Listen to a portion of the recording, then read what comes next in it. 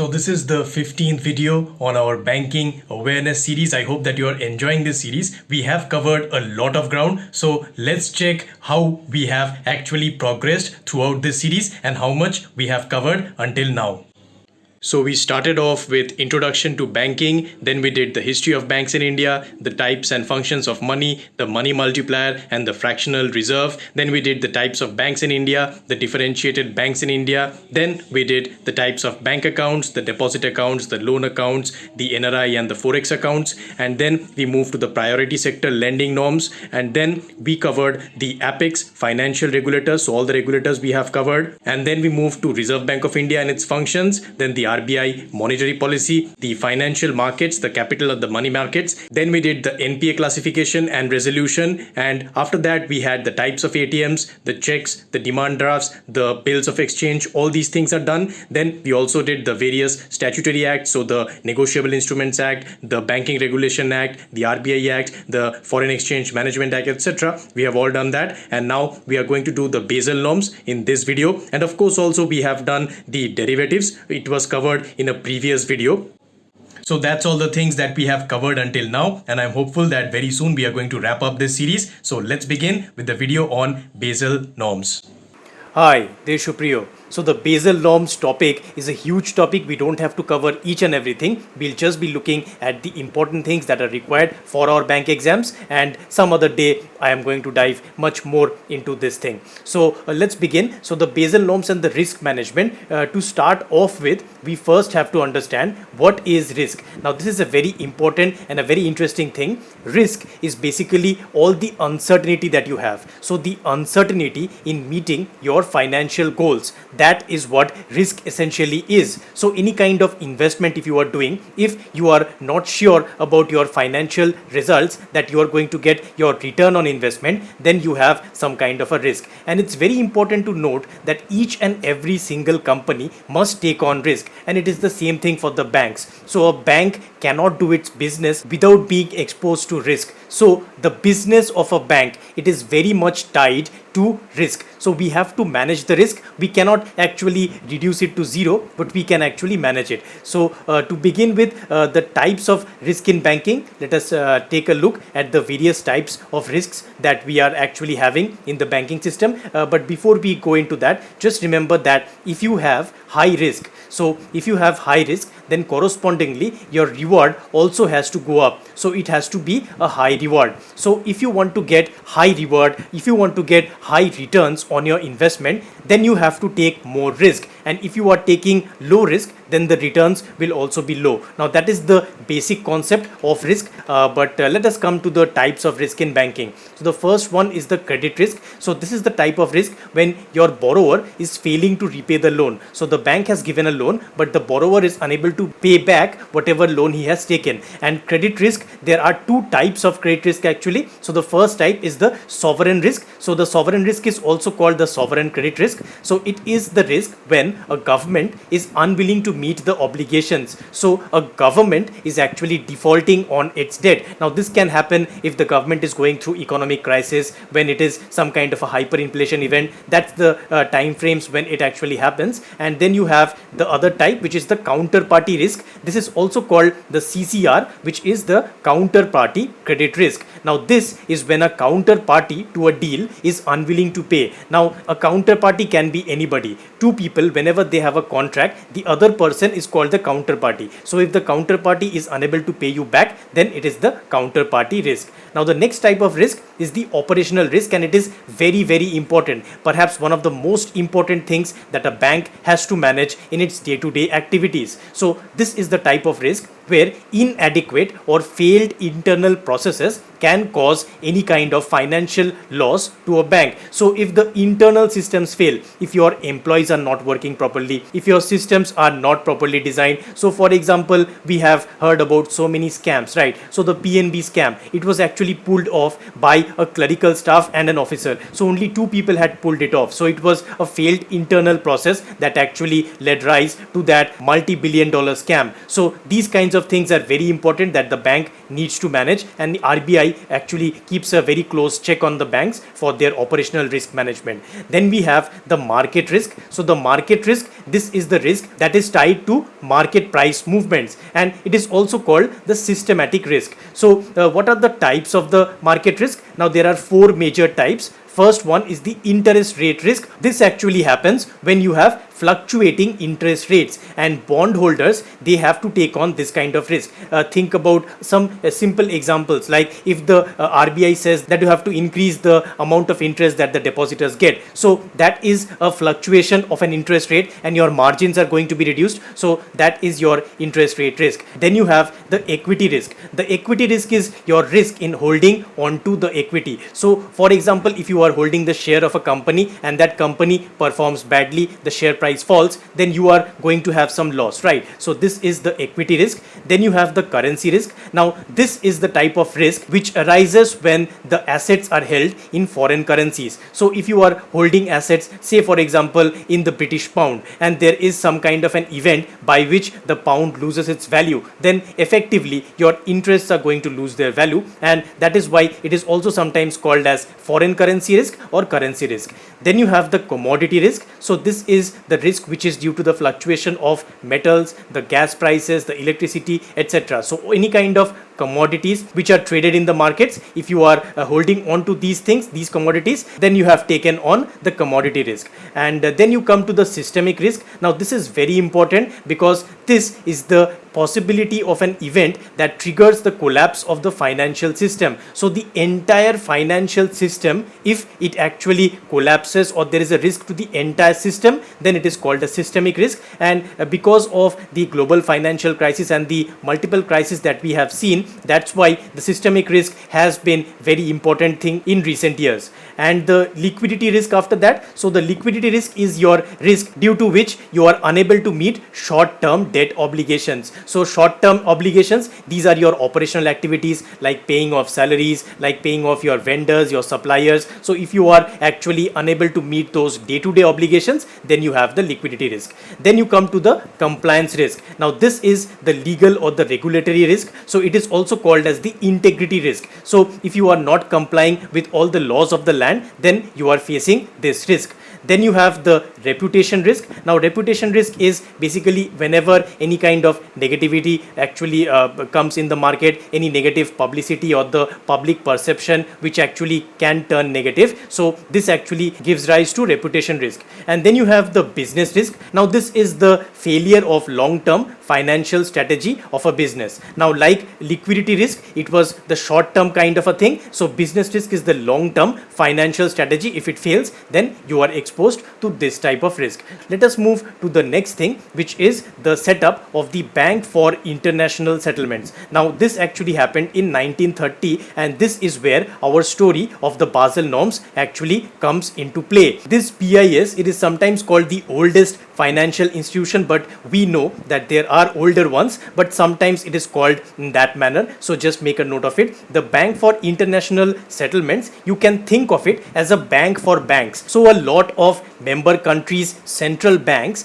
they are a member of the BIS. So right now we have 62 central banks that are a member of the BIS, and the headquarter of the BIS, it is at Basel, Switzerland. So the current chairman of the BIS is Jens Weidmann. So he is from Germany, a German economist, and the chairman keeps on changing. And just remember that the BIS, it is actually responsible for coordination of the international efforts for controlling and regulating the banking industry, and they are basically setting all the policies and the frameworks that each of the member central banks then take up. Now what happened was in 1974 there was the start of something called the BCBS. Now this was the Basel Committee on Banking Supervision. Now this was a subcommittee that was formed under the BIS by the group of 10 countries. The details are not that much important. Just remember that there was a bank called the Herstatt Bank, and this bank was based in Germany, and suddenly this bank actually failed because of settlement risk. They were actually unable to settle cross-border transactions, and this bank actually failed in Germany, and because of that this BCBS was actually set up in 1974. As a side note, also remember that Herstatt Bank, this actually collapsed, but we still have something called the Herstatt risk, which is the settlement risk. So that's the legacy that we have to remember of that bank. And just remember that this BCBS, their main objective was to just create a very safe banking environment in the entire world, and that is why they actually came out with something called the Basel Accords in 1988. So in 1988 they came out with their first set of instructions, and this was commonly known as the Basel I, and it was enforced in 1992. Now what was this Basel I actually? What did they recommend that we have to do? So let's take a look at their recommendations. Now just remember that this Basel norms, they are actually helping banks to manage the risk. So this risk management that you can see over here, this risk management, there are a lot of ways by which you can manage the risk in a bank, and the Basel norms are one of the critical ways by which we are managing the risk. So just remember that that's the reason for the existence of the Basel norms. So coming on to the Basel I recommendations, it was actually first time discussed in 1988, and this recommendation, it actually focuses on credit risk. They have actually created the main terminologies in Basel I. So the first thing was the capital adequacy ratio, or the CAR. It was also called the CRAR, or the capital to risk weighted assets ratio. It's the same thing, and to understand this, just think of a bank balance sheet. So you have liabilities on this side and you have assets in this side, right? So in the liabilities column you have the deposits that you have taken from the general public, and in the asset side you have loans, right? So this is a very simplified kind of a arrangement, and these loans, now whenever you are lending out to the various people, there can be some loans that go bad, you can have some NPAs, right? So what happens if you have a lot of NPAs over here and the depositors come and ask you for money? Now you cannot say no to the depositors, right? You have to give them the money. So what can you do in that kind of a situation? You are going to have a bank run that we talked about. So to prevent that kind of a instability from happening, what you can do, you can actually have something called capital over here in the liability section, and this capital is what we are focused on when we are talking about the capital adequacy ratio. Understand this, it actually just thinks about whether the bank has enough capital to meet all these obligations if there is some kind of a failure in the asset column. So if your assets go bad, can you pick out some money from your capital account and then give it to your depositors? That is the main concept of the capital adequacy ratio. And these loans, of course, these loans, they are given to various types of people. So you give it to corporates, you give it to maybe mortgage brokers, you give it to so many different kinds of people, and all the people, they are not equivalent in risk. Some people have high risk and some people have low risk, right? So the entire loans, if you are taking as a single unit, then it does not actually make sense. So you have to have categorizations, and these are called the risk weights. So now we come to a term called the RWA, or the risk weighted assets. So the assets, this is the asset column, right? So you are actually weighing these loans as per their risk. So for example, think about giving a loan to the government of India. It is actually a very risk-free loan, right? Because the government will always give you some money back. So the government is not going to default. But if you are giving to some random company that has just, for example, started yesterday, then you cannot be sure that you are going to get your money back. And that's why the risk weight of that loan to that random company will be higher, and the risk weight for the government is going to be lower. So this is how you are actually focusing on the risk weights, and then what you are going to do, you are going to multiply that value of the loan by the risk weight, and you are going to arrive at the risk weighted assets. So I hope that you understand this. So this is the concept of the risk weighted assets, and based on that risk weighted asset, you are actually calculating your capital ratio. So let's take a look. So there were in Basel I 5 asset classes that were just determined by their risk weight. So there was a risk weight of 0%, which was for the cash, the bullion, the sovereign debt, etc. Then you had the risk weight of 10%, which was the central bank debt of high inflation countries. Then you had had 20% risk weight, which was the development bank debt, some non-OECD debt, and the mortgage-backed securities.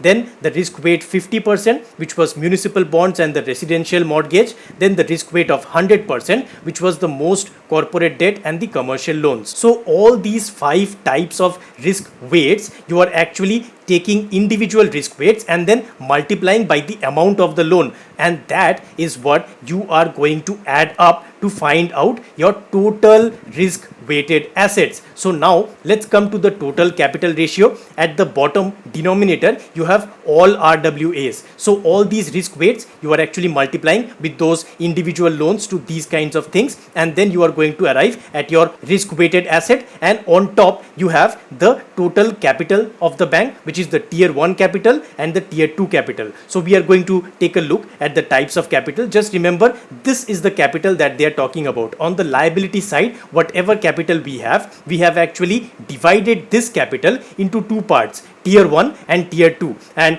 that is what we are adding up and putting in the numerator of this ratio, and the denominator has all the risk weighted assets. And this ratio is the most important ratio for the banks. It is the total capital ratio, or it is also called the CAR, the capital adequacy ratio, or the CRAR, which is the capital to risk weighted assets ratio. Now the minimum CAR or the CRAR, this was actually fixed at 8%. This is very important. Remember this is the international figure. The RBI in India has recommended 9%. Now why they have actually made it 9%, there is a lot of complex reasons. We don't have to go into those because those are out of scope, but just remember that in India it is 9% and internationally it is actually 8%. Now as we talked about, we are actually dividing the capital into 2 parts, right? We have tier 1 capital and we have tier 2 capital. So let's take a look at the difference over here. So what is the tier 1 capital that we are talking about? Basel actually prescribes 7% and RBI prescribes 7%. Now what is this a percentage of? This is a percentage of the risk weighted assets. Remember that. And this tier 1 and tier 2 we are actually adding up, right, to get the total capital. So tier 1 will be 6% and 2% for the tier 2, and in India we have 7% tier 1 and 2% tier 2. So coming to tier 1 capital, it is actually the core capital of a bank. So you can think of it as the core savings of a bank. So it is the amount of money, the amount of resources that are within the bank. So just think of it as some savings of the bank, and this is the type of capital which is the most loss absorbing. So this means that it can't be demanded back by the capital providers. So what are these kinds of tier 1 capital? They are the shareholders equity, the common stock, the retained earnings, the disclosed reserves, and the other comprehensive income. And another very important thing to remember is that tier 1 capital will absorb the loss without the bank going out of operation. So even if you are liquidating this tier 1 capital, you are using it to fund all the losses, then also the bank is not going to go out of operation. Very important. Then just remember this thing, that tier 1 is the summation of the CET1 and the AT1. The CET1 means the common equity tier 1 ratio, and the AT1 means the additional tier 1 ratio. Now these two things are a little bit more complicated. You don't have to go into details. Just remember that CET1, this is actually more loss absorbing, and AT1, these are not that much good amount of capital. So CET1 is the highest quality of capital that the bank actually has on its book. So just remember that. And coming to the tier 2 capital, Basel actually prescribes 2% over here, and RBI also prescribes 2%, like I told you over here. So this is the type of capital which is called the supplementary capital, and it is only used in the liquidation events. So the bank has to be closed down if you are touching this capital to actually fund the losses. So that's very important. And what are the types of things included here? They have the revaluation reserves, the undisclosed reserves, the hybrid instruments, the subordinated term debt, etc. And they are very prone to market fluctuations. So remember that, and it can be a tad bit more risky. So just remember that tier 1 capital is what we are always preferring, and in that we have CET1, which is the highest quality capital available to a bank. Now this is all about the Basel I. Now what happened was they actually found out that Basel I was not sufficient. So in 2004 we came out with the Basel II norms. Now what do we have in the Basel II norms? So in the Basel II recommendation in 2004, along with the credit risk which we had already discussed in Basel I, we considered the market risk and also the operational risk. Now the Basel II norms, whenever you are talking about it, there will be three pillars that you have to focus on. So note the three pillars of the Basel II. They are very important. Pillar 1 is the minimum capital requirements, Pillar 2 is the supervisory review, and Pillar 3 is the market discipline.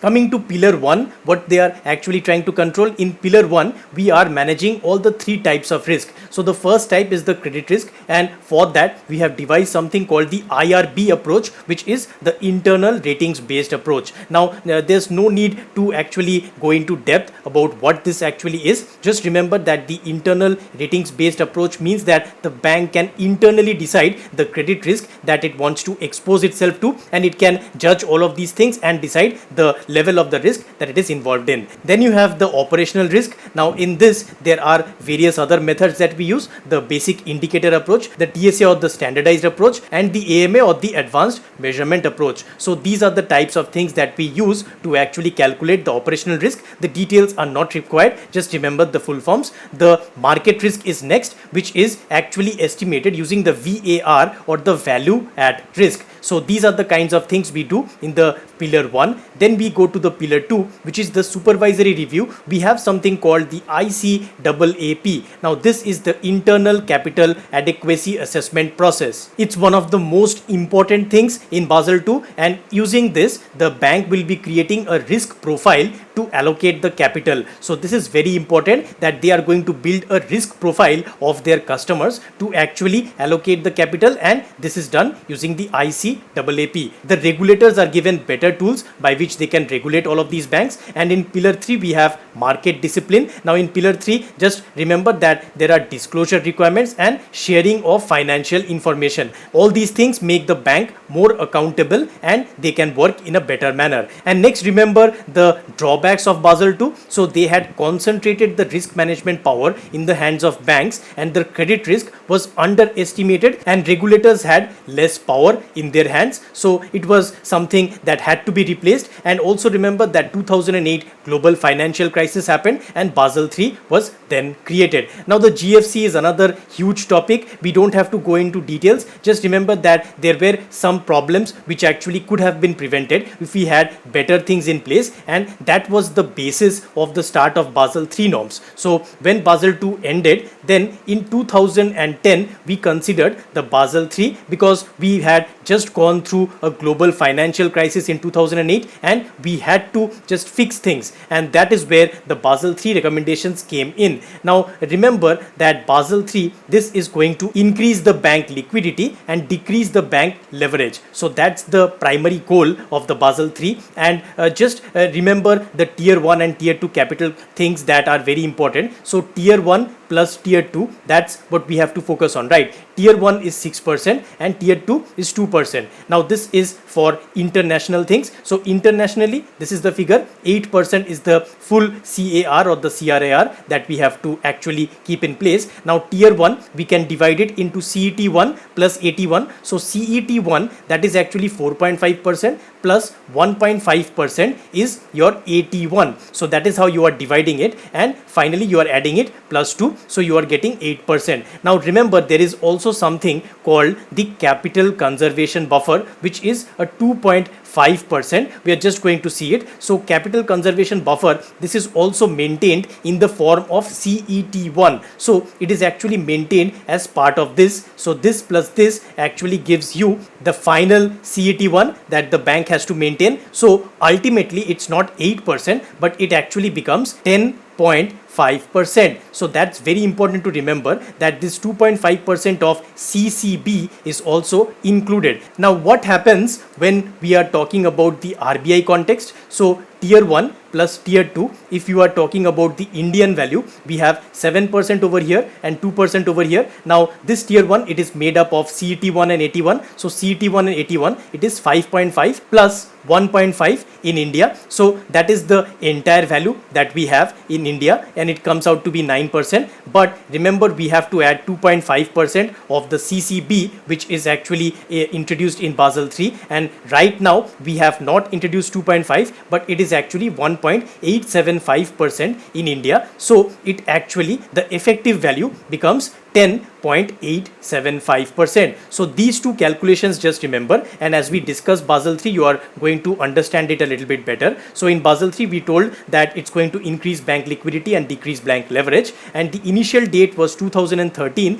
but BCBS has deferred it to January 1, 2023 due to the pandemic that's been raging on. And as I told you, the CET1 value that we have to maintain is 4.5% of the risk-weighted assets. Now for RBI, it is 5.5% right here, as I just explained it to you. Then the 81, it is actually 1.5% of the risk-weighted assets, and as usual in India also it is 1.5. And the CCB, now this is the capital conservation buffer. Now this is internationally set at 2.5% of the risk-weighted assets, and it is met with CET1 type of capital. So a higher type of quality of capital you have to use to actually maintain the CCB, and it is actually built in the non-stress period. So the bank must actually allocate that additional CET1 capital towards this CCB, and it's also going to be used in India because RBI is phasing it in, and the last tranche of the 0.625% will be implemented by April 1, 2021. So this is the deadline. We are also going to have this 2.5% value. Right now the value is lesser by 0.625%, so it is 1.875% right now in India, and this actually has been delayed a lot because this 2.5% was supposed to happen by 2020 itself, but we have been delaying it because of lots of issues that are going on, and hopefully it is soon going to be done. So that's the calculation. If you have any doubts regarding the calculation, let me know in the comments. I'll definitely help you out. And then we have something called the CCYB, which is the counter cyclical capital buffer. Now CCYB is actually not mandatory, and in India we do not have that yet. The RBI has said that we do not need to use it now, and remember that if the CCYB actually comes into play, then RBI has to announce it 4 quarters in advance. So advance warning has to be given to the banks to implement it. It actually varies internationally from 0 to 2.5%, and it is also met with CET1 type of capital, and it is built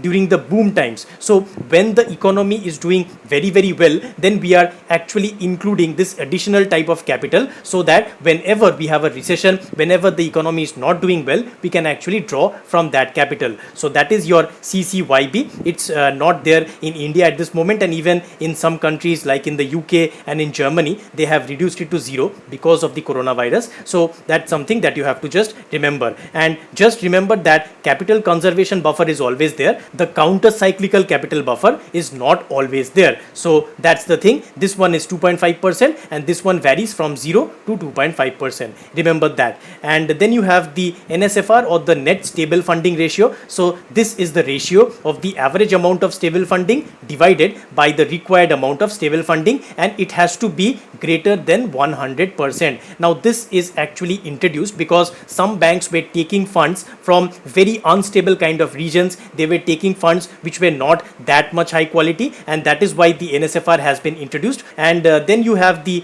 liquidity coverage ratio, or the LCR. Now this is the ratio of the high quality assets divided by the net liquidity outflow over 30 days. Now remember that the LCR has to be greater than or equal to 100%. So this means that any bank must have enough liquidity, enough high quality assets so that over 30 days they can meet their short term obligations. Now this was never there in the earlier Basel norms, and in Basel III they have actually introduced this. So this is very important. In fact, all the things that you are seeing over here, these things were included as part of Basel III to actually strengthen the bank's capital. Then you have the leverage ratio. Now this leverage ratio, this actually puts a check on the bank's balance sheet size. It is the ratio of the tier 1 capital divided by the total exposure, and it has to be greater than or equal to 3%. And finally, the regular stress tests are also being done in the Basel III, so they will be keeping checks. And in India we have something called the PCA framework, the prompt corrective action framework. This is a very important framework, and in a future video I'm going to go into depth into it. If you are requiring that, let me know.